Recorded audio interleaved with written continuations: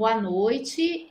Hoje é dia 23 de novembro, é o nosso encontro 4 de 4, né, sobre avaliação educacional e a elaboração de provas escritas.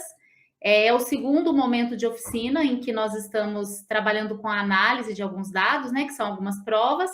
E então eu vou compartilhar aqui o meu material de hoje para que a gente possa se orientar aí na discussão e análise de dados para essa oficina. Deixa eu só acabar de compartilhar. Vocês já veem minha tela agora, né? Eu coloquei aqui no chat para vocês o link da pasta onde tem os slides dos 4 encontros. Tem também uma pasta com as provas da Unify. E eu acrescentei uma outra pasta com um exemplo de prova do INEP, de prova discursiva. E no arquivo que a gente está chamando de checklist, na semana passada a gente tinha feito um roteiro, um quadro que pode servir como material de apoio quando a gente está tentando melhorar, reelaborar as provas, né? Para a gente ir conferindo se a gente não esqueceu de nenhum critério. Eu também fiz um checklist especificamente nesse mesmo arquivo para as provas discursivas. Então, semana passada, semana retrasada, né? No último encontro, a gente trabalhou com as provas de múltipla escolha. E hoje nós vamos trabalhar com as provas discursivas, que é como o INEP chama, que são as provas de questões abertas, que o aluno tem que descrever alguma coisa, que ele tem que redigir, né? Não só ler e escolher um fundamento ali na múltipla escolha. O INEP chama de item de prova, porque a gente tem que entender que esse item de prova, que é uma questão, ele é composto por um texto base que problematiza a situação que vai ser avaliada, um enunciado e a resposta. No caso da resposta de múltipla escolha, a gente tem que também ter o cuidado em elaborar os distratores plausíveis, né? E uma resposta correta, bem representativa do enunciado, da pergunta, baseada no texto. No caso de hoje, a gente tem que só se preocupar em elaborar um enunciado claro que direcione uma questão aberta, que não se abra muito em termos de escopo, né? Para que a gente tenha praticidade e isonomia na hora de corrigir. Mas a gente precisa, no caso da múltipla escolha, elaborar o gabarito justificado. No caso da prova aberta, discursiva, elaborar um padrão de resposta. Boa noite, Carlos. Seja bem-vindo. Obrigado, Rosane. Boa noite. Por nada. Eu pensei, né, nessa nossa oficina de hoje em 4 momentos.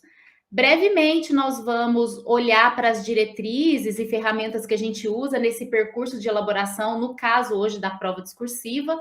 Depois, num segundo momento, eu vou apresentar alguns dados que eu coletei naquele formulário. O Everton respondeu, mandou alguns exemplos de prova da disciplina dele, que estão bem representativos, bem legais para a gente analisar juntos.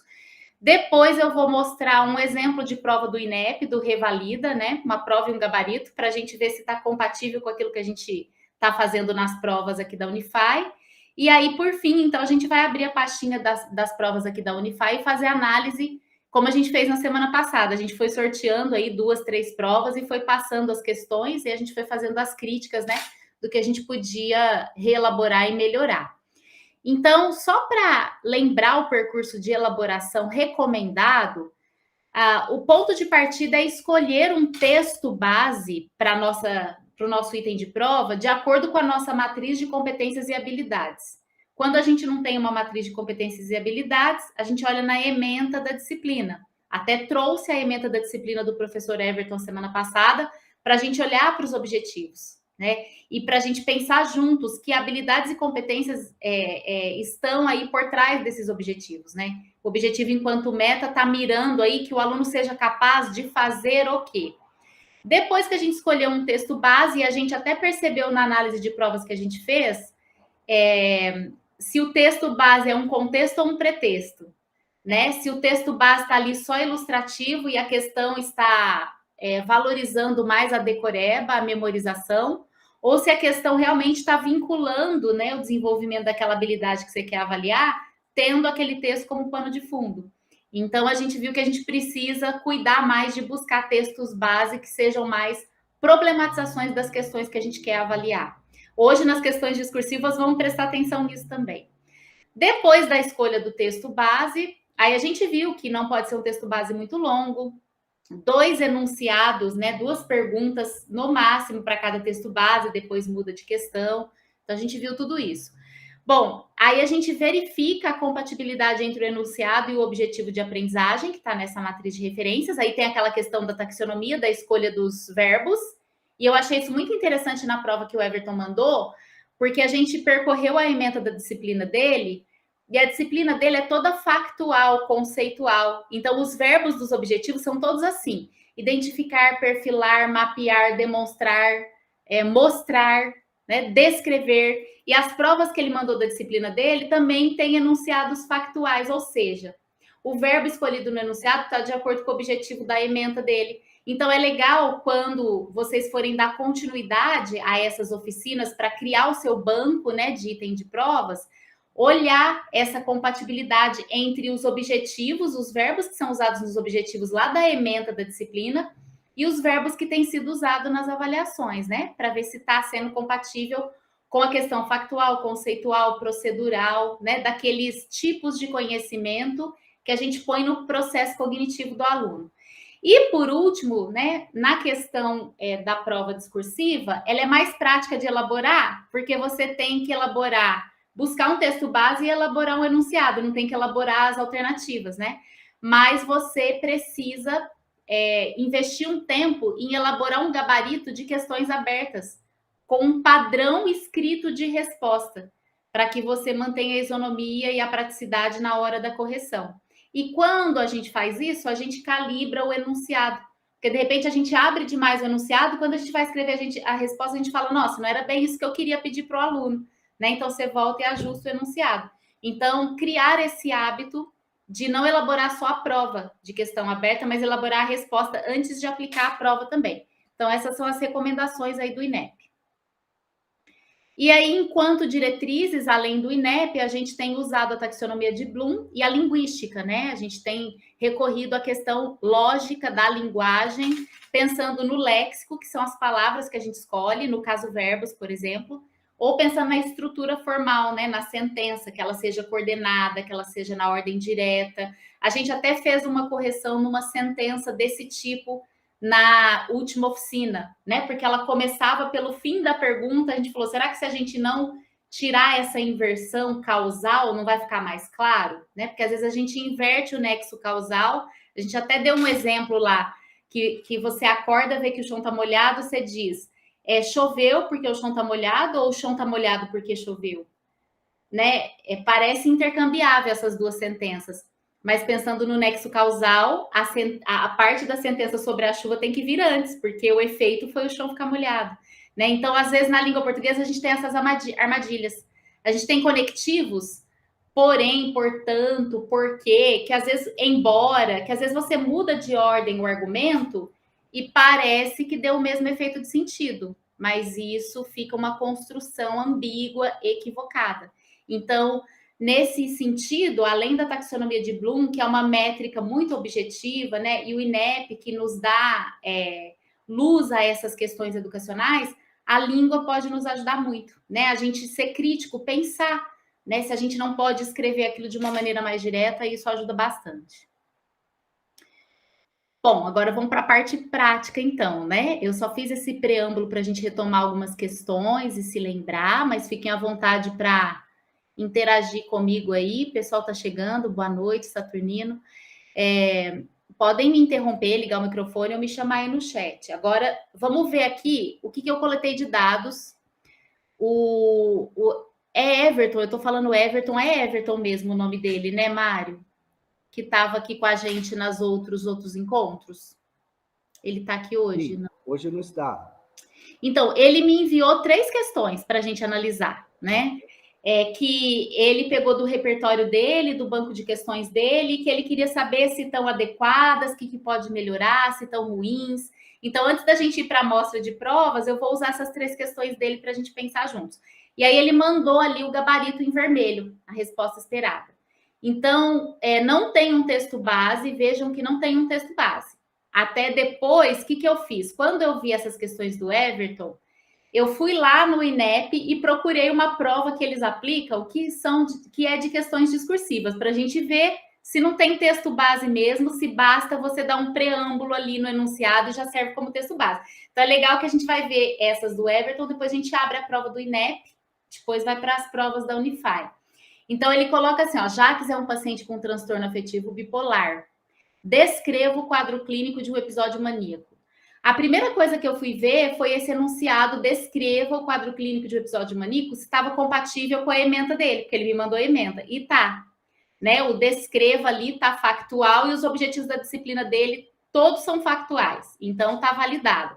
Agora, vamos ver a resposta esperada, se deu conta de esgotar essa descrição e se está compatível com esse preâmbulo aí do paciente com transtorno afetivo bipolar. Né? Essa questão da coesão eu consigo avaliar, a questão da coerência, vocês que são especialistas de domínio, vocês vão me dizer se é o suficiente, né? Se é só necessário ou se além de necessário o que a pessoa escreveu é o suficiente. Então, o episódio maníaco é um período de humor elevado, expansivo ou irritável ou aumento de energia, representando uma mudança do padrão habitual e caracterizado por autoestima inflada, redução da necessidade de sono, loquacidade e verborragia, fuga de ideias, pensamento acelerado, distrações fáceis e dificuldade em manter a atenção, agitação psicomotora, comportamento sexual desinibido, compras desenfreadas e investimentos financeiros insensatos. Para fins de diagnóstico, a duração deve ser de ao menos uma semana. Eu tenho só um comentário com relação a essa resposta, mas vamos ver se bate com aquilo que vocês vão dizer. O que vocês pensam aí dessa resposta, de acordo com o que foi pedido?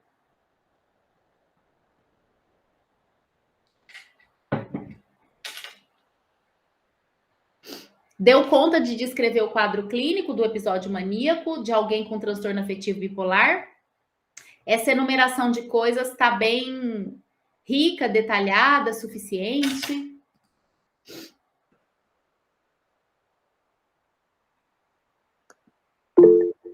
Eu posso falar? Sim. Então assim, eu acho que deu conta de descrever, ou seja, na verdade, os itens que o professor esperaria estão ali. No entanto, o enunciado ele é de muito baixa taxonomia, ou seja, porque ele basicamente é uma questão de lembrança, ou seja, de memorização. Então, a meu juízo, nós poderíamos ter problematizado, ou seja, dado um caso clínico aplicado, ou seja, real, observado no dia a dia, e sugerido, ou seja, melhorado um pouco a questão da taxonomia da questão. Então, assim, eu acho que ela está simples, a meu juízo, o quadro clínico está descrito, mas ele foca uma parte mais baixa da pirâmide. Essa é a impressão que eu tenho desse item em particular. Muito Termino. bom. Mais alguém? Eu fico pensando em que medida uma enumeração é uma descrição. Será que eu poderia trocar enumere fatores, aspectos do quadro clínico? Por outro lado, essa enumeração, ela não deixa de ser descritiva, porque você tem ali palavras que expressam, né, esse perfil. Então, só tomar cuidado, nessa questão não ficou incompatível, mas tomar cuidado quando você pedir descreve e o aluno enumerar. Nem sempre a enumeração atende à descrição. A descrição é mais corrida, ela não é uma lista de supermercado, digamos assim. Então, eu já peguei casos aí que às vezes você pede descreve e o aluno vai enumerando. Então, se você acha que a sua pergunta dá margem para enumeração, dá para trocar o descreva por enumere? Ou enumere 3 e descreva-os, para que você possa dar a mesma nota para todo mundo? Porque se você pegar um aluno que, ao invés de enumerar ali aqueles 7, 8 aspectos, enumera só 3, você vai dar mais nota para esse e menos para o outro? Então, talvez seja melhor quantificar essa descrição, né? Pode falar. Eu acho que o Carlos e o Mário podem falar, pessoal. Meu é rapidinho. E tem também a questão de que eu ofereço, vamos dizer assim, um gabarito de tudo que pode ocorrer. Só que esse tudo que pode ocorrer não ocorre na mesma frequência. Algumas coisas ocorrem de forma mais frequente ou mais amplas, ou seja, mais intensas. Então, você acaba, vamos dizer assim, perdendo uma oportunidade de identificar um caso mais típico, eu diria que seria o ideal para o início da conversa, até que o especialista vai desvendar casos menos típicos. Então, só queria apontar essa... Dentro da lógica, Rosana, que é fácil para a burra a gente fazer crítica no item. É duro a gente construir um item bem feito. Isso aí é outra coisa. Por isso que quando a gente constrói, tem que ficar tranquilo, deixar a vaidade em casa, porque malhar é fácil. Eu acho que é só malhando mesmo que a gente aprende. Obrigado. A gente vai vendo caminhos possíveis, mas bem considerada essa questão que você tocou. Acho que o Mário e o Saturnino podem ficar à vontade. Eu penso, Rosana, que não seria enumerar. Porque o fato de enumerar, eu penso que seria... como é que eu vou explicar? Eu acho que está muito mais para descrever do que enumerar, porque quando ele descreve um possível quadro clínico, ele está citando situações clínicas que podem aparecer. É um gabarito para uma consulta.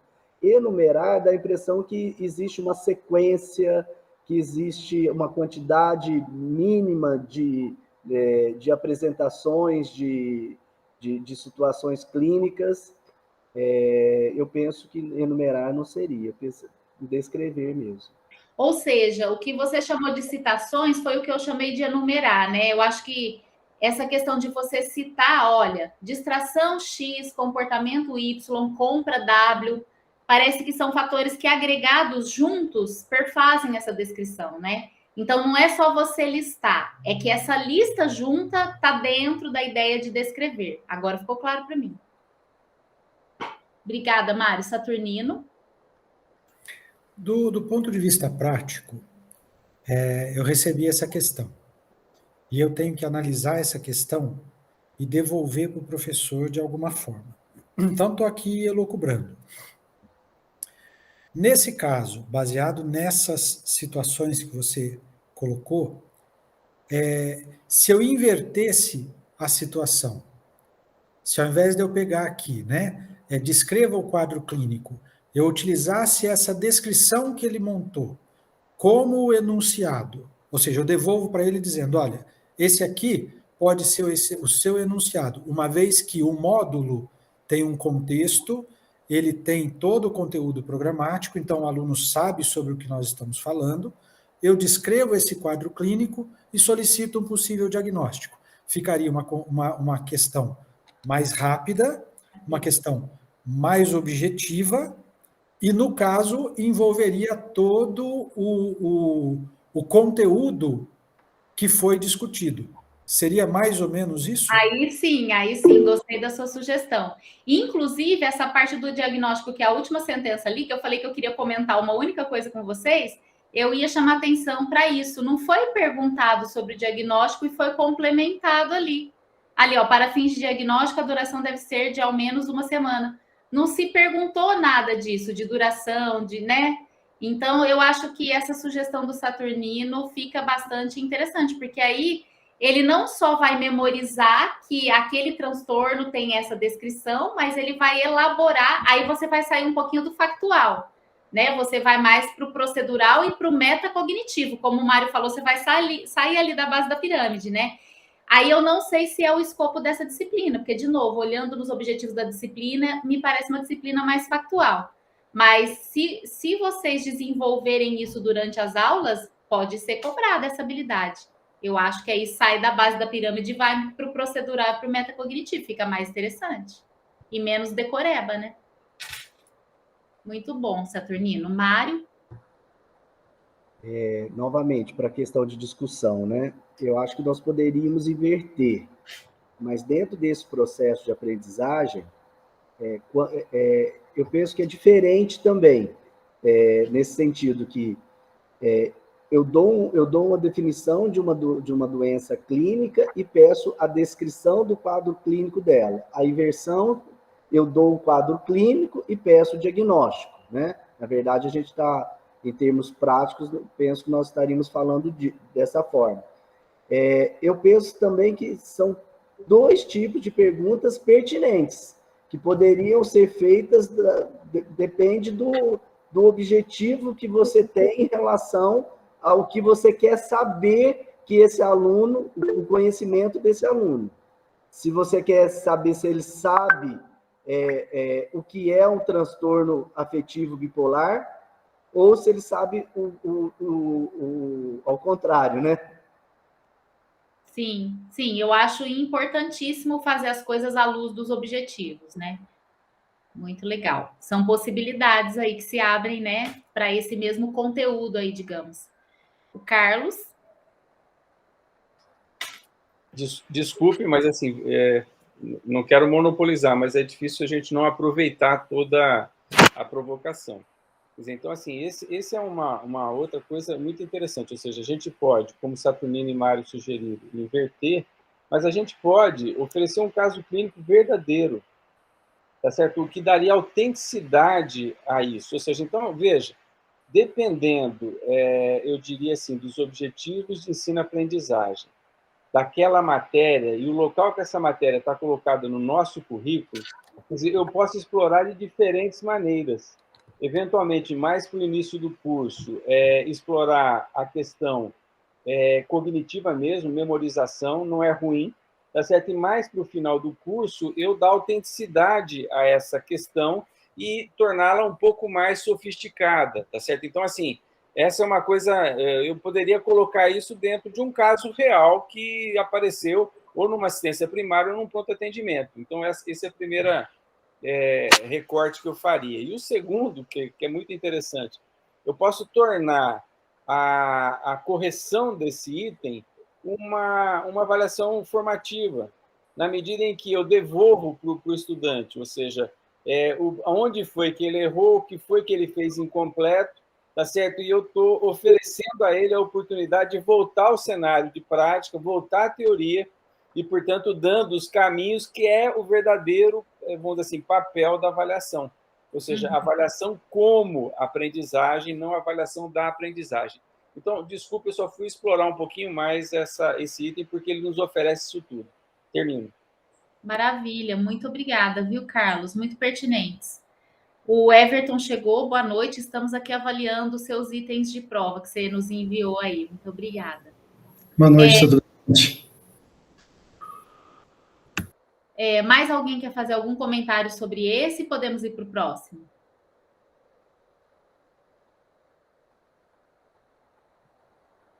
Também é um enunciado de descreva, né?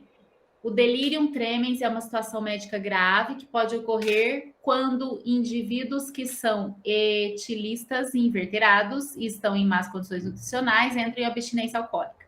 Descreva o quadro clínico do delirium tremens e disserte sobre as linhas gerais da conduta médica. É muito parecido com o modelo do item de prova anterior em termos de enunciado. Só que ali, além do descrever, tem também um complemento que é preciso dissertar sobre as linhas gerais da conduta médica, né? Vejam que o descrever tem um escopo mais definido. O dissertar aí já complica um pouco. O que significa esse dissertar? Talvez seja interessante delimitar um pouquinho mais, mas vamos ver a resposta, que a resposta nos dá encaminhamentos. Quadro clínico envolve alteração no nível e conteúdo da consciência, agitação psicomotora, ansiedade, insônia, sudorese, taquicardia, tremores, convulsões, alucinações predominantemente visuais e táteis. Se não tratado, pode evoluir para óbito. A conduta envolve internação, medidas gerais como hidratação e correção de desequilíbrio eletrolítico, prescrição de benzodiazepínicos de ação rápida e, se necessário, antipsicóticos.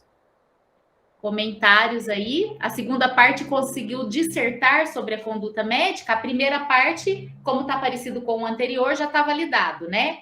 Essa enumeração de itens perfazem o feixe da descrição. Então, todos esses aspectos dão conta de descrever o quadro clínico. Eu só fico, de novo, provocar vocês, né? Pensando, e aquele aluno que está em fase inicial, que cita ali só a ansiedade e a insônia? Como é que você vai considerar? Você vai dar quanto de nota da questão do valor total? E aquele aluno que colocou todas a exaustão, que conseguiu exaurir a lista, né? Que teve uma boa memória, porque, como o Mário falou, o Carlos falou, num nível cognitivo ali na base da pirâmide, você pode valorizar a memorização, né? Não a memorização banal, decoreba, que o aluno não tenha que pensar, né? Sem nenhum preâmbulo, pelo menos. Daí a função do texto base, né? Que o Saturnino até colocou. Será que se eu engrossar melhor esse caso, inverter, eu trago um texto base um pouco mais problematizado? Mas, enfim, suponhamos, né, que ali o descreva dá conta da disciplina que é factual e o aluno que lembra de todos esses detalhes, ele descreve totalmente, ele põe todos ali. E o aluno que põe menos, o que a gente faz com isso na resposta, Mário? Conta para nós. Então, eu gostei assim, apesar de ser uma questão simples, assim, simples no sentido de ele tem um texto base que dá uma informação inicial para auxiliar o aluno, né? Falando a respeito do delírio tremens, do etilista inveterado, mais condições nutricionais, ou seja, ele faz a base para o aluno. Ele pede depois que ele deseja as duas questões, o quadro clínico e quando ele fala de CERT, tudo bem que eu acho que é amplo, mas ele quer essas noções gerais mesmo, sobre linhas gerais. Ele não quer que explique especificamente a respeito de cada um.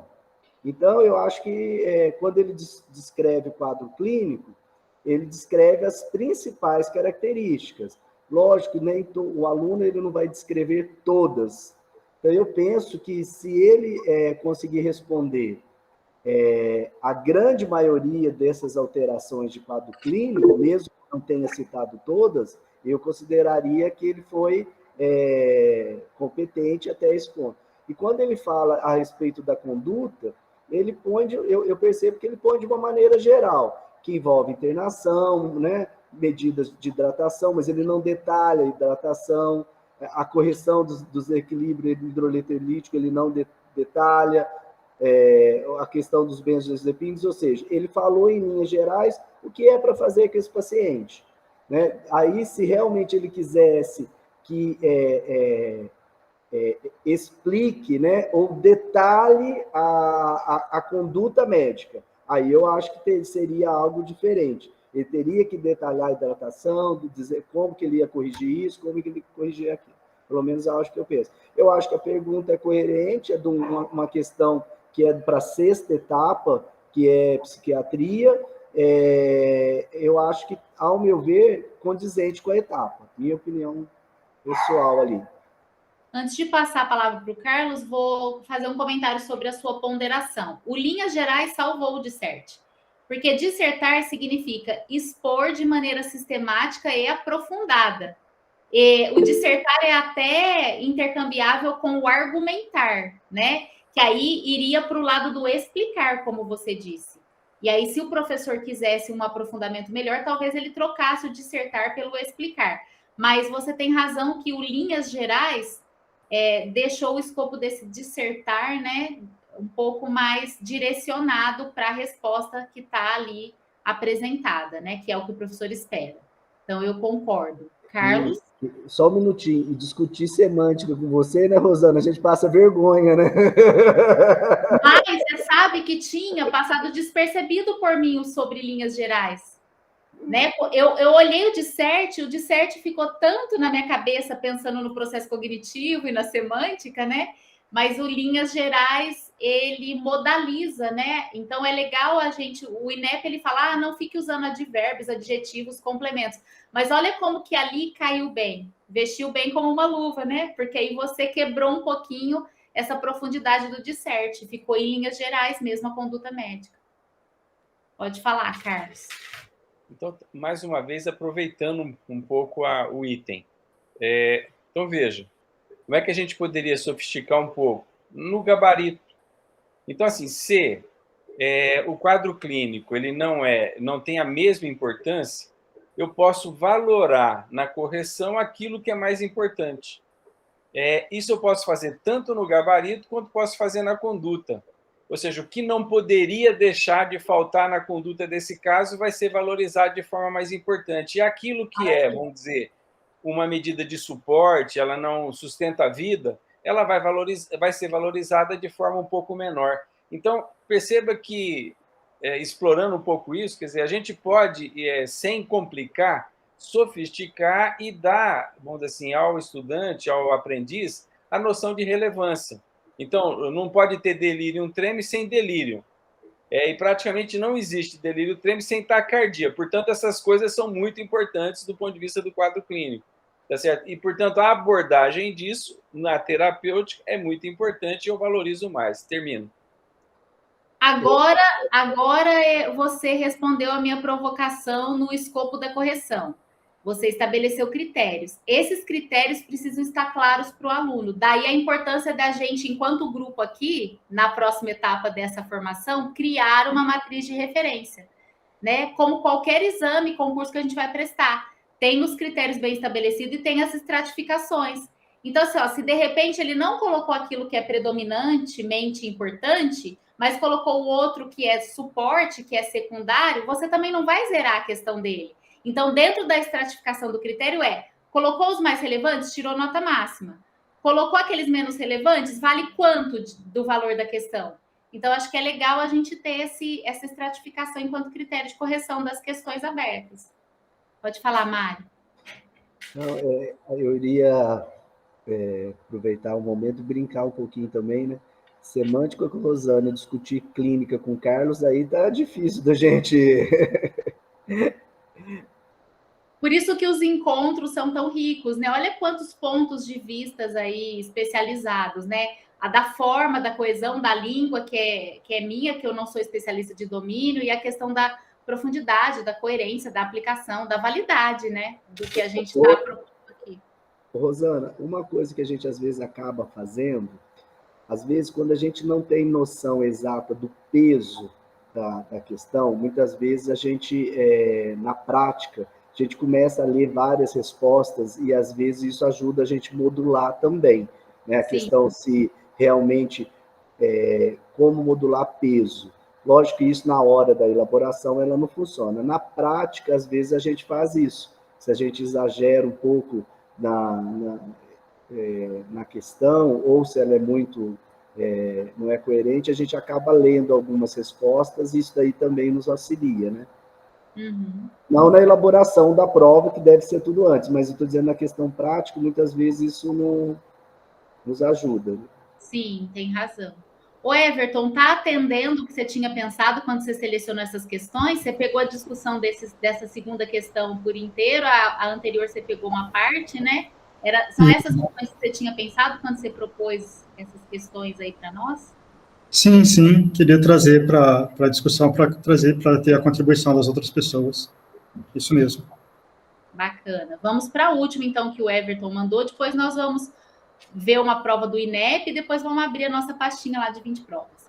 Então, essa aqui, ela tem o A e o B, né? Que o INEP diz que se você for desmembrar... Essa aqui também, se fosse ver, essa anterior, tem duas partes, né? Descreva X e disserte sobre Y. E é o que o INEP recomenda, o máximo, né, que você abra a questão em 2 momentos, mais perguntas sobre o mesmo texto base, aí já fica muito extenso o item de prova. Então, ali a gente tem, Catarina sofreu um trauma psíquico grave, após o qual desenvolveu transtorno de estresse pós-traumático e transtorno do pânico, além de outros transtornos de ansiedade. Primeira parte, descreva o quadro clínico de uma crise de pânico ou ataque de pânico, muito parecida com as duas questões anteriores, né? E agora sim, cite 5 exemplos, né? Que a gente estava falando se não seria melhor a gente quantificar para a gente ter a mesma quantidade e isonomia na correção. Aí o Mário, o Carlos matou com a questão da relevância, né? Mas ali está pedindo 5 exemplos de situações traumáticas que costumam ser desencadeantes do transtorno de estresse pós-traumático. Então, na descrição, a resposta esperada seria um surto abrupto de medo intenso ou desconforto, que alcança um pico em minutos e durante o qual podem ocorrer palpitação, sudorese, tremores, falta de ar, desconforto torácico, náuseas, tontura, desmaio, calafrios ou calor, parestesias, desrealização ou despersonalização, medo de enlouquecer ou medo de morrer. E aí os 5 exemplos de situações traumáticas: sequestro, desastres da natureza, guerras, violência sexual, violência física, tentativas de homicídio, acidentes automobilísticos e situações do tipo. Né? No próprio padrão de resposta tem mais de 5. E aí uma coisa que a gente costuma brincar é que tem aluno que vai responder mais de 5 porque ele não tem certeza, né? Ali, claro, o professor elencou as possibilidades, porque dentro daquelas possibilidades que existem, se o aluno contemplou 5, tá ok, tá dentro. Mas vamos pensar no ponto de vista do aluno agora. Tem aluno que vai colocar mais de 5, porque ele fala, não tenho certeza, então na dúvida deixa eu pecar pelo excesso, porque, né, eu tenho mais probabilidade de, dentro das 9 que eu citei, o professor encontrar 5 que estão corretas. Então, eu fico me perguntando em que sentido a gente está educando se a gente aceita isso. Se eu peço 5, eu tenho que penalizar em termos de algum pezinho de nota se ele põe 3 ou se ele põe 9. É claro, se ele pôr 3, se ele puser 3, vai ser insuficiente. Eu vou penalizar de alguma forma, porque eu pedi 5. Não posso dar a nota máxima. Mas e se ele colocar mais? Não é tão grave quanto colocar menos, mas também não é o que você perguntou. Né? Então, se eu pergunto, que cor é essa caneta? Ah, é uma caneta de plástico. Não. Se eu perguntei que cor é a caneta, você vai me responder, é azul.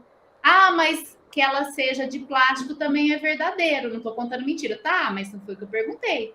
Então, se eu pedir 5, o aluno põe 9, eu penso que na hora de dar o peso da questão ali, tem que tirar um pouco da nota, né? Eu acho que era essa provocação que eu queria fazer. Com relação à elaboração ali, eu acho que está de acordo. O que vocês acham?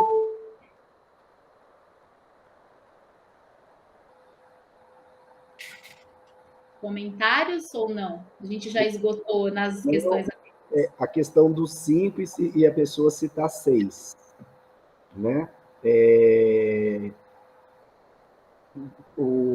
A gente poderia pensar em colocar no enunciado, cite 5, não mais que 5, né? Porque é complicado isso. Dentro de todas as respostas podem estar certas. E, ao mesmo tempo, quando ele escreve a mais e você corta alguma questão, mas ele fala que citou. É uma situação ruim essa, né? Da gente lidar na prática.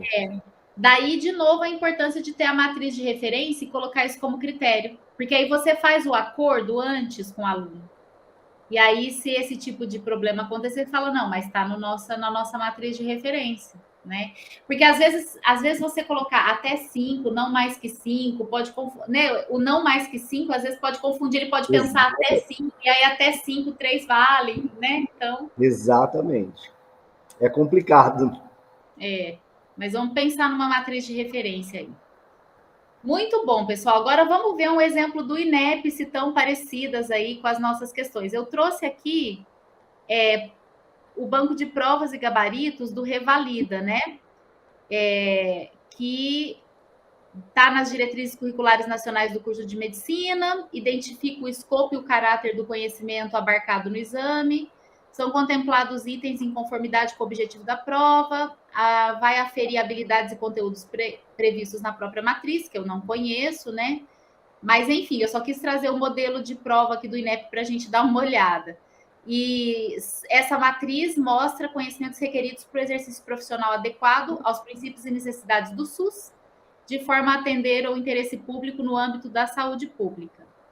Então, aqui, a primeira etapa da prova, ela é composta de uma prova objetiva com 100 questões de múltipla escolha e uma prova discursiva com 5 questões. E os participantes têm 5 horas para resolver a prova objetiva pela manhã e 4 horas para realizar a prova discursiva no período da tarde. Eu achei interessante, né? Que dá para ter uma ideia aí do cálculo de tempo.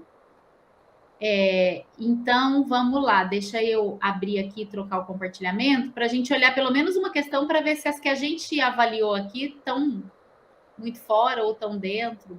Só para a gente conhecer. Vocês conhecem essa avaliação naturalmente? Do Revalida ou não? Sim.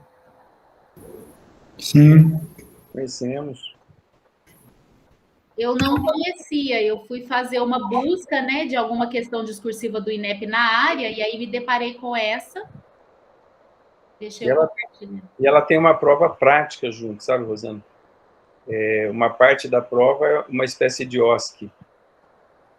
Ela leva 2 dias, é uma prova muito intensa. Quando falou ali que você tem a parte da tarde toda para responder 5 questões discursivas, eu falei, gente, vamos ver o nível de profundidade disso.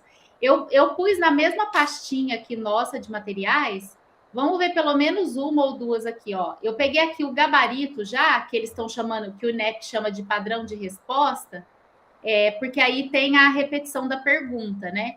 Então, aqui, ó, tá vendo? 2 itens também, 2 enunciados A e B, também o comando de citar, também aqui, ó, 3, 2, tá vendo? Lesões traumáticas podem variar de pequenas feridas isoladas a lesões complexas envolvendo múltiplos sistemas, aparelhos. Todos os pacientes vítimas de trauma demandam avaliação sistematizada para melhorar os desfechos e reduzir o risco de não identificação de lesões. Para esta questão, vamos considerar o ABCDE do trauma. A obstrução de vias aéreas é a principal causa de morte imediatamente após o trauma. Veja que esse texto base está mais parecido com a questão 2 e 3 que a gente viu hoje. Aquela primeira questão estava muito lacônica, né? Estava assim, Maria tem X, só. Aí a segunda questão que a gente viu estava desenvolvendo um pouquinho mais a situação ali clínica, né? Cite 3 causas de obstrução de vias aéreas em paciente politraumatizado. Cite as 2 que letras do A, B, C, D e E que estão envolvidas nessa avaliação, explicando o que cada uma significa. Então, olha só, a primeira é bem factual, cite, você vai lá listar. E a outra, além de citar, você vai precisar explicar o significado de cada uma, né? Então, olha só, aqui, olha quantas, ó. É claro que aqui no padrão de resposta, de novo, contemplou todas, né? Para ver quais, se as 3 que o candidato citou estão aqui contempladas na lista geral. E aí é bem parecido com aquilo que vocês viram aí naquelas que a gente avaliou, né? Tá bem em consonância, né? Toda a enumeração aí de coisas que dão conta de perfazer a situação. Depois, as 2 letras envolvidas são A e B, aí ele explicou o A e explicou o B. Ou seja, eu achei bem parecida com as questões que a gente acabou de avaliar, com essas ressalvas. O texto base está um pouco mais descritivo, né? Com mais informações, não está muito pá, pum. E aqui, ó, foi mais objetivo na quantificação para direcionar o escopo da resposta, né? Essa mais factual e essa aqui mais procedural e mais metacognitiva. Comentários? É legal a gente pegar essa régua, né? Para ver se a gente não está muito distante do que o INEP está elaborando aí, tá validando. Vamos ver só mais uma? Ou vocês querem comentar? Só um pequeno comentário. Eu já fiz parte dessa prova várias vezes. Então, assim, e como a gente está tentando montar o nosso núcleo, você veja, isso que a gente está lendo é o desfecho de um vai e volta desse item entre um construtor de item, um revisor de item, várias vezes. Tá certo? Então, assim, a hora que a gente vê, parece, poxa, ficou tão bonitinho, tá tudo certinho, mas ela não nasceu assim, tá certo? Então, aí o que valoriza muito o que o Everton colocou, ou seja, eu trouxe um produto meu, eu queria que malhasse para ver como é que fica, como é que a gente pode aprimorar esse item. Então, assim, esse vai ser o nosso trabalho, tá certo? E ele não nasce bonitinho, ele nasce meio bruto, e ele vai se esculpindo até que fique bastante compreensível, bastante tecnicamente suportado. Exatamente, válido. Tá? Então, só para alertar. Que ninguém se engane, só se consegue a simplicidade através de muito trabalho, emprestando as palavras da Clarice Lispector em A Hora da Estrela, mas é bem isso, né? Vamos ver mais uma só, depois a gente vai para as provas da Unify, lá para o nosso pacote de 20, ó. Essa aqui tem 3, tá vendo? Olha só, tá bem... O INEP sempre coloca que o bom é 2, né? Para não estender muito, mas enfim, uma mulher de 21 anos chega ao ambulatório alegando ter sido vítima de violência sexual na noite anterior. Tá vendo? Parece mais um case, parece mais, como o Mário falou, trazer um caso... Como é que o Mário falou? Real, né? Encontrava-se abatida, chorosa e com dificuldades de se expressar, mas sem sinais evidentes de agressão física. Diz ter demorado para procurar assistência médica porque não queria registrar a queixa policial. Diante dessa situação, como o médico deve orientar a paciente quanto ao registro da ocorrência? Ah, isso aqui é legal também, ó, a gente sinalizar para o aluno, né, a quanto vale cada questão. Quais são as etapas do atendimento dessa mulher? Caso a mulher se recuse a ser examinada, como o médico deve proceder? Olha, sai da base da pirâmide, do factual, do conceitual. Olha a letra C, vai no nível metacognitivo, em que ele tem que se colocar no lugar, né, e tomar a decisão aí, o direcionamento. A resposta, olha como que está bem estratificado, tá vendo? Olha a importância da gente produzir já o padrão de resposta com a estratificação. Então, para a primeira pergunta, como ele deve orientar, estimular, né? Aqui, estimular, motivar, fomentar, né? Não deve usar termos que insinuem obrigatoriedade. Olha que legal. A paciente a registrar o boletim de ocorrência junto à autoridade policial, apesar de não ser uma opção da paciente. Não há necessidade de apresentar boletim de ocorrência para atendimento. Aí a letra B, as etapas do atendimento. Acolhimento, registro da história, exames clínicos e ginecológicos, coleta de vestígios, contracepção de emergência, blá, blá, blá. Olha quantos. E a pontuação para cada um, né? É interessante, quando a gente pergunta quais, a gente abre o escopo da pergunta, né? Quais, quantas? Todas.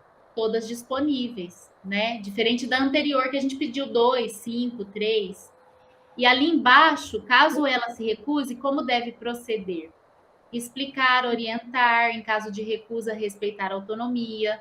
É bem atitudinal, né? Vai além dos conhecimentos e ações, vai para atitudes, sentimentos, registro da recusa em prontuário médico. E aí, comentários sobre essa?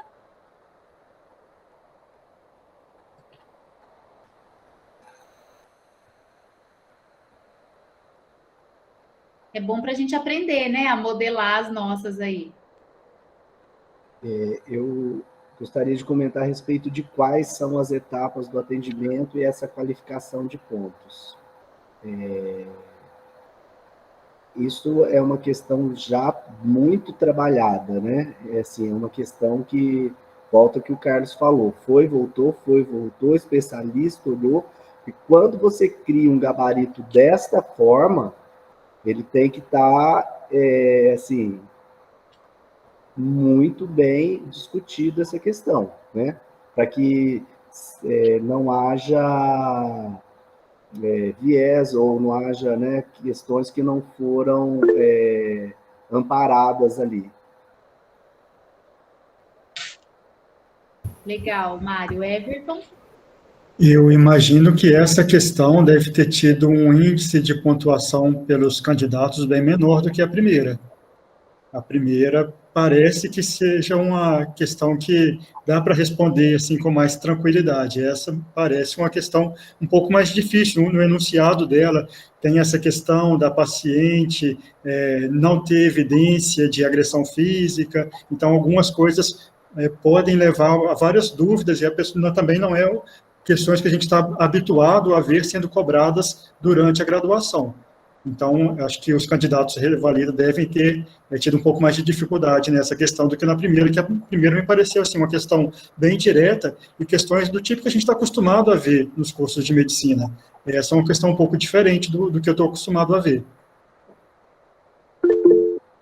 Carlos? Depois eu vou fazer um comentário sobre a ponderação do Everton, mas pode falar, Carlos, primeiro. Não, é rapidinho. Então, eu destacaria, assim, primeiro, que a provocação, o enunciado, quer dizer, ele é um enunciado mais sofisticado e ele é muito autêntico. Ou seja, então, assim, descreveu-se uma situação que qualquer um de nós, ou seja, da especialidade ou não, poderia ter que, vamos dizer assim, desempenhar em cima disso. Então, assim, é uma coisa bastante sofisticada. A segunda é chamar atenção para as circunstâncias que a gente pode chegar, porque a Rosana sabe, todo mundo que já trabalhou com o INEP sabe, ou seja, na construção de uma prova, você tem encomendas. Então, assim, você tem encomenda de questões ditas fáceis, questões médias e questões difíceis. E essa prova, quer dizer, isso é uma sofisticação que a gente vai poder chegar, eu tenho certeza, com o tempo e com o exercício, quer dizer, a gente vai poder fazer a encomenda de que tipo de questão nós gostaríamos de compor aquela prova. Então, numa mesma prova, você vai ter nuances de dificuldade que é encomendada, vamos dizer assim, o currículo encomenda para aquela disciplina. Então, só para aproveitar a fala do Everton. Termino.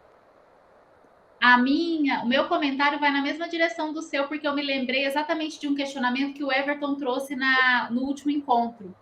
E que também, quando a gente estava naquele primeiro encontro mais conceitual, que nós estávamos falando da compatibilidade com as questões de prova fáceis, médias e difíceis, com a disciplina e os objetivos de aprendizagem. E o Everton perguntou exatamente essas nuances de proficiência, né? Que você vai numa gradação puxando mais do fácil para o difícil. O Everton trouxe exatamente essa pergunta: como é que eu sei calibrar se a minha questão é de nível fácil, médio e difícil? E aí, de novo, o que vai... Na questão de um exame como revalida, a gente precisa ter essas nuances, né? A gente precisa ter essa gradação, para a gente poder até onde verificar, medir até onde vai a proficiência do candidato. No caso do curso, em que está muito bem estabelecido, né? O primeiro período ele vai aprender isso, ele vai ter essas disciplinas e ele vai avançando paulatinamente, a gente vai formando esse profissional numa espiral, né? Eu acho que a gente pode trabalhar com essas nuances também, mas à luz dos objetivos da disciplina. Porque você não tem que pegar o aluno de surpresa ou punir. Mas, de novo, como o Carlos falou, você vai usar a prova para avaliar, né? E não simplesmente para... como é que foi que você falou, Carlos? Você usou uma de avaliar para avaliar. É avaliação para o aprendizado. E não do aprendizado. Exatamente. Então, acho que se a gente promover essa gradação à luz dos objetivos da disciplina, né? Ou seja, essa disciplina ela é mais de memorização, ela é mais factual. Tá, então eu não preciso dessa nuance desse tipo. Eu vou até um certo limite suficiente, né? Ou conforme o aluno for avançando no curso. Mas eu acho que os objetivos norteiam bem, né?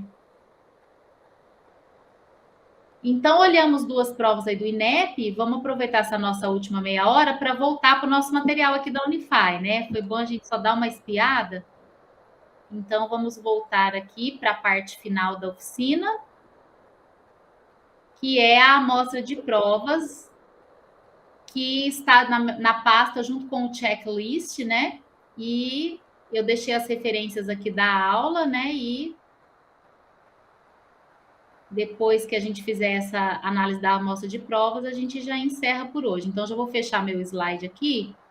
E aí, a semana passada, a gente sorteou, né? Vocês falaram aí um número da prova, a gente abriu a prova e avaliou as questões de múltipla escolha. Hoje a gente vai abrir as provas e ver as questões discursivas. Então, vou abrir aqui a pasta. A gente pode fazer no mesmo esquema. A gente pode falar um número de uma prova aí, de 1 a 20, e a gente abre a prova e vê juntos. Que número que vocês querem? De 1 a 20. Número 3. Número 3. Vamos ver nessa prova 3 quantas questões tem, quais são de múltipla escolha, quais são abertas. Vamos pegar a prova 3.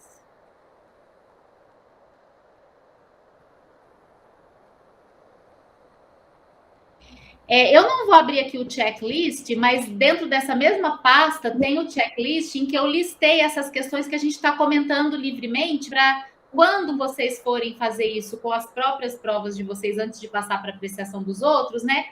Passa pelo checklist antes de socializar, né? Para ela ir mais ou menos já bem moldada. Eu acho que eu tenho que trocar o compartilhamento aqui de novo. Quando eu abro a prova, muda de guia. Prova 3.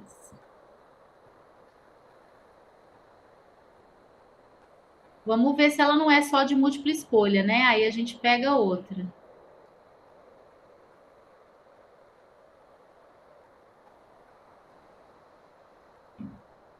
É isso aqui. Eu achei que isso aqui... Marque a opção verdadeiro, falso, verdadeiro, falso. Não pode ser essa, porque essa aqui é prova objetiva. Vamos ter que escolher outra. Outro número, então. Aquela lá era só de verdadeiro ou falso a resposta. Então, número 4. Antes de compartilhar aqui, deixa eu... Prova 4.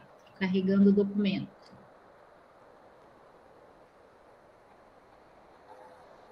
Aqui a primeira página é de instruções, né?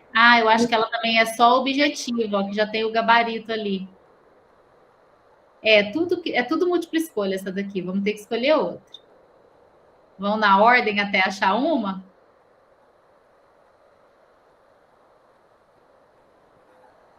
Vamos abrir a 5 aqui.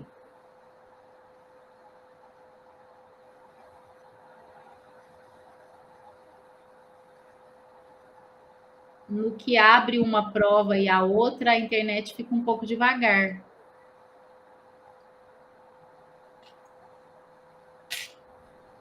Tá indo. Essa vai ter. Essa 5 vai ter? 1h30 para fazer a prova. Essa primeira é objetiva, a questão 2 também é objetiva. Questão 3 também é objetiva. 4.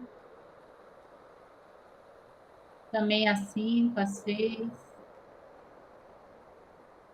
Todas são também? Todas são objetivas. Eu acho, todas são objetivas, ó. Deixa eu ver a 6 antes de compartilhar.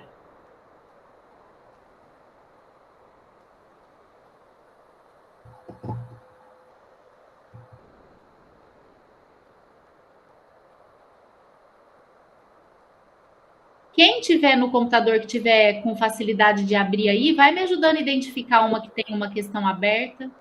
Eu estou olhando a 6 agora. A gente começou a olhar da 3. Quem achar primeiro, chama que a gente abre aqui a que tiver.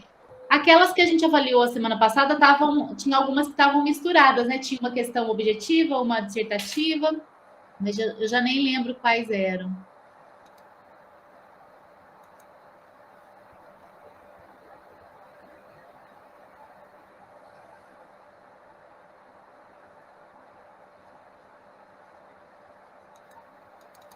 Eu olhei a 1 também.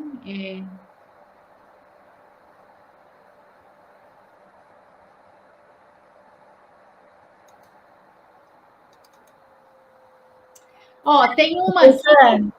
Rosane, eu tenho uma do internato aqui de medicina de família. As do internato todas têm questões discursivas. Tá aqui na nossa pasta ou não? Tá com você só? Não tá aqui comigo. Aí eu posso mandar para Você consegue compartilhar? Ou quer mandar eu compartilho? Eu mando para onde? Quer mandar para o Mário? Você tem o contato aí do Mário? Vou mandar para o Mário. Pelo WhatsApp? Eu vou mandar para o Mário. Pode ser, Mário? No chat, pode. Eu vou mandar para o Mário aqui no WhatsApp e já... Tá. Até que ela manda, eu achei uma aqui na prova 1. Vou mostrar aqui para vocês. Ela está até direcionada para um quadro como padrão de resposta. Mas ela dá aqui o caso, ó. Aí assim que a Fátima mandar, a gente já abre a dela. Aqui, ó, a 15, ó. É uma prova toda de múltipla escolha, mas essa 15, ela abre margem para discursiva. Então, tem ali MFS, 79 anos, viúva, católica, nível de instrução primário, tem um único filho casado que a mantém financeiramente. Essa é uma das razões de desentendimentos constantes com a nora. Há 12 anos fora colostomizada, é asmática desde a infância, tendo frequentes crises até ter chegado ao estado de mal asmático, necessitando de internação. Emotiva e complexada, desde os 18 anos tem o hábito de fumar cachimbo, acha-se velha demais, porém demonstra medo da morte, mora com uma sobrinha de 59 anos, solteira, muito religiosa, com a qual discute frequentemente, pelos hábitos e costumes de vida diferentes, encontra-se acamada e dependente de O2 domiciliar, com limitação funcional significativa. Aí tem ali, né, pesa, mede, sinais vitais, apresenta expressão facial ansiosa, encontra-se em repouso, vai descrevendo tudo. Aí, olha o enunciado. Então, tudo isso aqui para cima é o texto base, né? Diante do exposto acima, relacione quais os problemas encontrados no paciente, classificando-os em senilidade, senescência, doenças sem relacionamento direto com a idade, problemas físicos e emocionais. Pode ter mais de uma marcação por problema identificado. Quando eu olhei, eu falei, é uma questão objetiva, porque ele está dando as opções só para a pessoa encaixar no quadro, mas esse pode ter mais de uma marcação, né? Ou seja, o quadro está um pouco em aberto para a pessoa construir. Então, seria uma questão aí objetiva ou subjetiva, digamos assim, né? Mas eu gostei do texto de apoio, está bastante detalhado, né? Então, comentários aí, o que vocês acharam? Como vocês avaliam essa? O Mário, eu já te mandei, viu? Estou tentando já compartilhar. É um rascunho, vamos dizer assim, que ele depois ainda foi terminado, mas inclusive é de psiquiatria, a primeira questão, que o internato a gente é mais exigente, você vai ver que ele é mais... Tem o caso clínico, como o Carlos colocou, mas para a gente discutir, acho que é interessante para aprender. Muito bom, Fátima, obrigada. Carlos. Eu só gostaria de dar a minha impressão em relação a isso, que eu acho o seguinte, na questão dissertativa, se você oferece dados demais, é como se você estivesse fazendo pegadinhas, eventualmente, na questão de múltipla escolha. Então, eu acredito, e eu gosto mais, ou seja, da situação não muito longa, ou seja, o texto base, um texto mais enxuto, que não dê espaço para distrator, sabe? Porque isso, em determinadas circunstâncias, pode levar a uma complexidade dispensável, eu diria. Ou seja, nós não precisamos de punir os alunos, eventualmente, com muita informação e fazendo com que eles tentem navegar de forma adequada. Então, habitualmente, eu gosto acho que funciona melhor os textos mais enxutos e com menos dispersão. Termino. Everton. Professor Carlos, eu acho que nesse caso o texto é longo, porque a intenção é tipo interpretação do texto, encontrar dentro do texto as respostas. A pessoa nem precisa saber muita coisa para responder a questão, precisa ler o texto e ir pensando dele os componentes da resposta que vai ser elaborada. Por isso, um texto tão grande assim. Não é um texto que traz muita informação para ser respondida, né? É um texto para ser lido e interpretado e pensado nele as respostas. Eu concordo com você, viu, Everton? Mas, de qualquer forma, ele está testando muitos conceitos num só enunciado. Sabe? Então, assim, o que é senescência, o que é senilidade... Não que não possa se fazer, mas eu diria que essa seria uma questão que eu classificaria como de um nível de dificuldade maior, muito embora eu acho que a tua perspectiva esteja correta. Ou seja, eu acho que, de fato, não são muitas questões, mas é muita informação e testando-se muitos conceitos. Muito bom. Então, aquela é uma questão sobre a qual a gente tem que se debruçar para poder melhorar, né? Vamos ver a da Fátima agora, ó. Questão 1. Homem, 42 anos, segundo os familiares, vem apresentando mudanças comportamentais há 10 anos que nunca puderam ser definidas com clareza. Embora por vezes considerado excêntrico, sempre realizou suas atividades a contento, concluindo 2 cursos superiores, medicina e psicologia.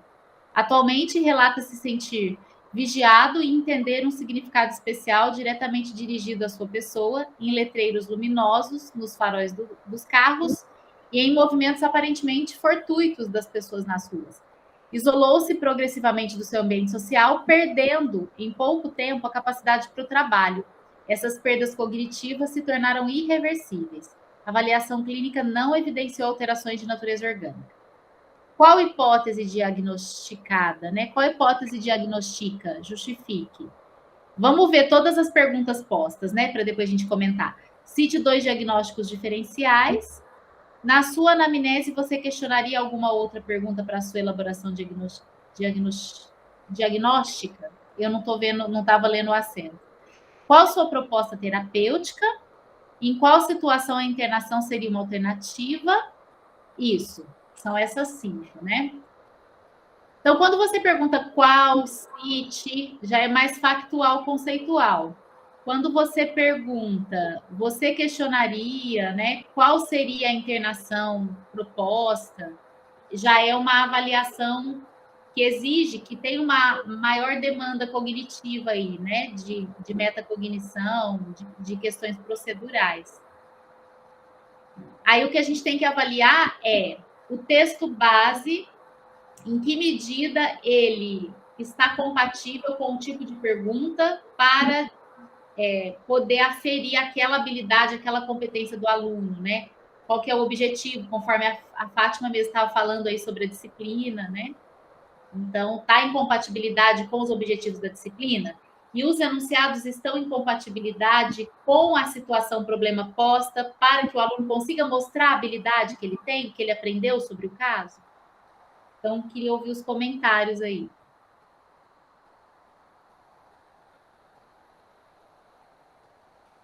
E as respostas esperadas estão ali também para a gente poder validar, né?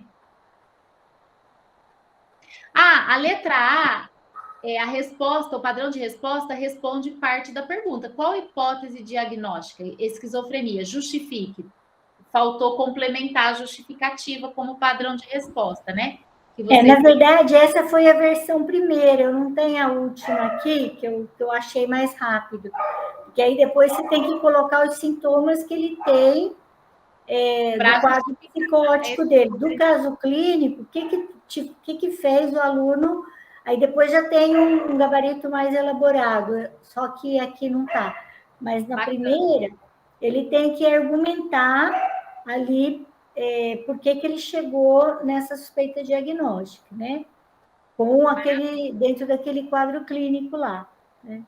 Porque se de repente também você só faz essa pergunta sem o justifique, aí fica muito rasa, né? Então, sim, o objetivo de você pedir o justifique é que ele argumente por que ele chegou nessa hipótese. Muito bom. Aí tem um questionamento que eu coloco para a gente mesmo, porque o nosso padrão, ele tem 5 subitens. Você vê A, B, C, D e E. Metade da prova é o valor da prova, metade é na discursiva. A gente tem 5 questões discursivas, com 5 subitens cada uma, e tem 25 questões de múltipla escolha, para chegar no 10. Você viu que vale 5. Então, se de repente também a gente não está com muitos subitens, né? Aí nós estamos com 5. De vez em quando, assim, a gente chega no máximo em 4, dependendo do caso clínico, né? E aí, assim, eu confesso, esse aqui não é uma prova que eu elaboro muito, eu monto mais, porque tem outros professores que me mandam as questões, que são eles que fazem a parte teórica com esses alunos. Mas tem, do 5º ano, a gente na atenção primária, que tem muito caso clínico, descrição de situações familiares, tudo, eu tenho dificuldade de enxugar, sabe? De fazer ficar mais objetiva, mais clara, porque como é que você descreve a vida ali, né? Para você trazer essas coisas. E a gente trabalha com manejo clínico, né? Então você tem que contar uma história, depois passou alguns anos, assim, como é que a pessoa estava, então ela vai tendo umas etapas aí também. Então eu tenho uma certa dificuldade de enxugar, sabe? É uma tarefa complexa, né? E a gente tem que ir fazendo essa refacção e discutir, como o Carlos falou aqui, malhar mesmo a questão, né? Agora, essa questão do padrão, para além do desafio de recortar e enxugar e delimitar, a questão do padrão da prova, né? Eu vou pedir até 3, eu tenho que pedir até 5, eu vou pedir 5 discursivas, 5 de múltipla escolha. É uma coisa também que depois vocês podem discutir aí, verificar qual que é o modelo de prova que atende melhor a realidade de vocês. Acho que é uma discussão muito pertinente. Eu acho que a gente tem que refletir mesmo sobre isso, porque em algumas áreas da... Cortou o som, Fátima.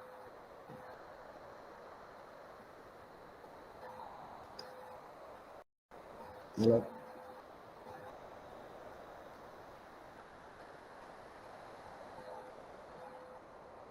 Está sem som.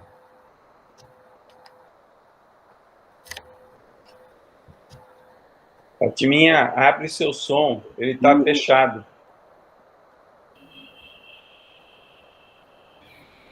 Então é isso, essa dificuldade de fazer ficar mais objetiva, às vezes até clarear fica um pouco rebuscado. A gente conta muita história nas provas. Os alunos reclamam que é uma prova mais demorada, né? Vou passar a próxima questão, posso? Por mim, pode. Só falando em relação a isso que a Fátima falou, de uma questão de 5 subitens, sem dúvida é uma preocupação nossa de não ter, às vezes, muitos subitens, mas, por outro lado, são questões que acabam valendo muito ponto e a gente tem que aproveitar o momento para ver se realmente o aluno tem esse conhecimento, né? Daí de detalhar um pouco mais, né? E acho que nessa fase tem que cobrar mais, porque já são alunos que estão no internato, né? Você vê que eles têm que ter um manejo, conduta terapêutica. Não adianta só escrever a dose, a medicação, tem que colocar dose, fazer uma prescrição mesmo. Então, tem um grau de exigência maior, né? A mesma pergunta que tem aqui lá para aquela pergunta do Everton, né? Eles só precisavam falar que eram um grupo de medicamentos antipsicóticos, tal. Aqui já não vale. É qual? Que dosagem? Como que você inicia um tratamento? Enfim, né? Então, aí tem um grau de exigência maior mesmo, né? Eu ia comentar isso, você falou, a gente conta muito história, mas eu acho que a narrativa se estende à medida que o detalhamento é necessário. Então, se esse detalhamento é necessário, você precisa fazer uma narrativa que contemple tudo isso, né? Vamos ver a outra. Ó. A senhora Esmeraldina, 75 anos, até então independente parcialmente para as atividades instrumentais da vida diária, não dirigia, seu filho cuidava das finanças, mas cozinhava e saía de casa sozinho. Apresentou o quadro de tosse seca, febre 38, cansaço e queda do estado geral. Ali, o apresentou, na verdade, não é um ponto final, é uma vírgula, né? Porque está complementando informações da dona Esmeraldina. Seu médico solicitou o swab nasal para Covid, tendo resultado positivo. Ao exame, apresentava saturação 91%, taquipneia e leve sonolência. Foi internada, recebeu oxigenoterapia por máscara, além de medidas de suporte. No terceiro dia da internação, apresentou rebaixamento do nível de consciência, o que impossibilitou sua alimentação pela via oral, tendo sido colocada sonda nasoenteral. Evoluiu com melhora lenta e gradual, recebeu alta após 10 dias de internação, já sem sonda, se alimentando razoavelmente. 3 dias após a alta, vem em consulta ambulatorial. O exame físico geral não mostra grandes alterações e a saturação de oxigênio era de 95 em ar ambiente.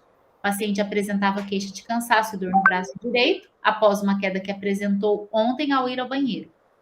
Andava escorada pelo filho, que estava preocupado pela perda de peso da sua mãe. Aí vamos ver os itens que foram pedidos ali. Qual síndrome geriátrica esta paciente apresenta? Quais critérios você usou para esta conclusão? Mesmo com o exame físico normal, a não ser pela perda de peso em relação ao anterior, como você faria uma avaliação funcional mínima? Quais são as possíveis complicações dessa síndrome às quais esse paciente está sujeito? Como você faria um plano de tratamento para esse paciente? Eu, linguisticamente, né, pensando só na forma, eu achei a gradação desses 5 itens parecida com o do anterior, né? Você começa mais de identificação e depois você vai pedindo a avaliação, né? Comentários?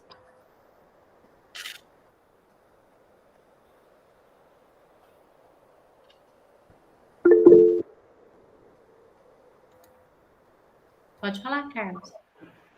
Só aproveitando também, quer dizer, eu acho que a gente está tendo um tabuleiro de alternativas.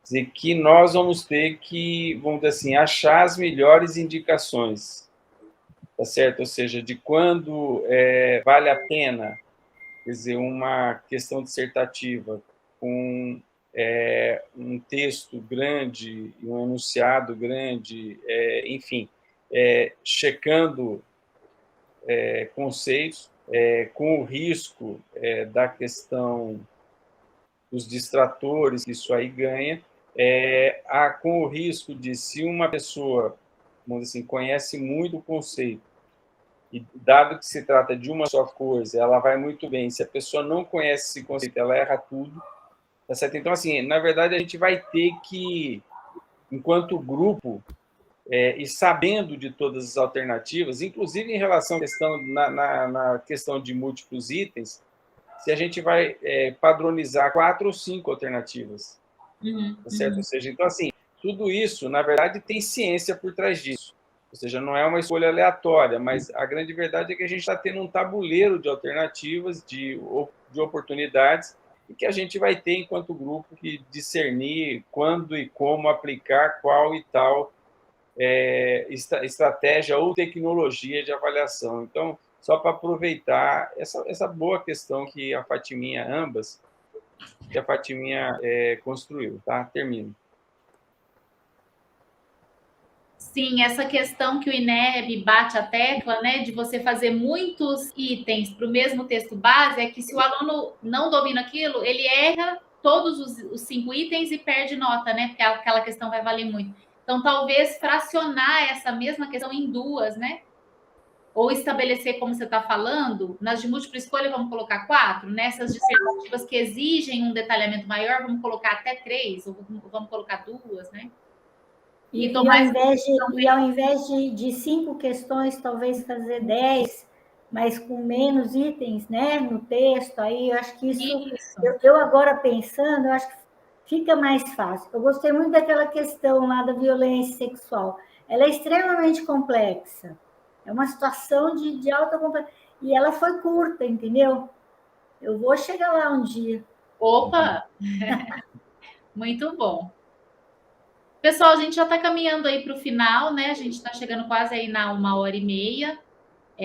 Mas a gente abre então agora para as palavras finais. Eu, de minha parte, termino aqui essa etapa de percurso formativo com vocês, né? É sempre uma troca bastante produtiva, conhecer outros domínios do conhecimento, e a avaliação é um tema que me interessa muito, então foi muito bom estar com vocês nesses 4 encontros aí, e desejo que vocês toquem em frente e consigam elaborar esses documentos, fazer essas definições, e fico à disposição aí para as próximas etapas, se assim vocês precisarem. Professor Carlos? Não, antes do Mário, eu queria falar para a Fatiminha repetir o que eu disse algumas vezes no nosso curso anterior. Vou escrever em curto, porque estou sem tempo para escrever em largo. É muito difícil a gente resumir. A gente perde muito tempo resumindo. E perde menos tempo quando a gente põe todo mundo junto, porque é incrível como é que, vamos dizer assim, múltiplas pessoas, múltiplas cabeças pensando, aperfeiçoam os itens. Então, assim, eu acho que nós estamos no caminho. E agradecendo a presença de todos, assim, é muito bom vê-los aqui. Peço desculpa, na terça, há 15 dias atrás, eu estava ocupado, vamos dizer assim, sofrendo uma tentativa de homicídio por parte de um ex-aluno psicopata, que me encontrou no hospital onde a minha filha estava tendo um parto, e foi uma situação trágica, tomei um murro, enfim. E eu fiquei meio perdido naquele momento lá, eu esqueci até que eu tinha a reunião. Depois eu me expliquei para o Mário, e estou aqui tentando me recompor, mas assim foi um evento muito, muito traumático. Eu acho que eu vou desenvolver estresse pós-traumático, viu, Everton? Assim, talvez eu não escape, mas enfim, estou tentando me recuperar. Então eu peço desculpa, não consegui participar há 15 dias atrás. Assim, eu achei que foi muito boa das que eu consegui me participar. Agradeço muito a Rosana e ao Mário pela oportunidade. Parabéns pelo nascimento do neto, então, foi tudo bem? No final das contas, é tudo certo com No sua final filha? das contas, temos uma Leonora, uma Ah, menininha, é? que Parabéns. é muito bonitinha, nasceu saudável, que me dá muita Parabéns. alegria, na verdade. Obrigado. Professores, alguém gostaria de comentar algo mais? Eu queria fazer um comentário, que eu queria agradecer pelos 4 dias de formação, que foi muito proveitoso, trouxe muita reflexão. Quero compartilhar com vocês que essa reflexão me fez perceber o tamanho da dificuldade, né, do quanto eu me sinto despreparado para fazer uma boa prova, aplicar uma boa prova. Eu acho que o curso serviu para eu ver o tamanho da dificuldade e traz um desafio de tentar melhorar daqui para frente. Acho muito bom que isso tenha acontecido, né, porque o primeiro passo para melhorar é reconhecer a dificuldade, e acho que isso está bem evidente para mim. E quero agradecer muito por essa oportunidade. É muito bom passar por essa formação, porque mostra qual que é o caminho que tem que ser seguido, qual o rumo que tem que ser tomado. Agradeço muito pela instituição ter oferecido essa formação para a gente. Outros colegas gostariam? Bom, Everton, eu faço das suas palavras as minhas também, né? Realmente é uma oportunidade da gente crescer muito, né? De ver o quanto que a gente precisa melhorar, e eu acho que esse foi um dos nossos grandes objetivos, plantar essa semente, né? Da vontade de melhorar, de crescer, né? De ser verdadeiramente professor na sua essência, né? Porque avaliar realmente para aprender, né? Então, eu acho que a gente consegue justamente isso, atingir alguns, né, dos nossos professores e mobilizar esse grupo realmente a construir algo juntos para o crescimento do nosso curso. Tá? Eu encerro agradecendo a presença de todos, encerro agradecendo a professora Rosana, né, sempre as suas apresentações são muito gostosas, de muita excelência. Então, parabéns, muito obrigado. E termino agradecendo a todos vocês, né? Foram 4 encontros muito produtivos, que vocês deixaram das suas atividades para estar aqui presente. Então, eu agradeço de coração a todos vocês. Espero que no próximo semestre a gente esteja junto novamente, dando sequência nesse processo aí da criação do núcleo de avaliação.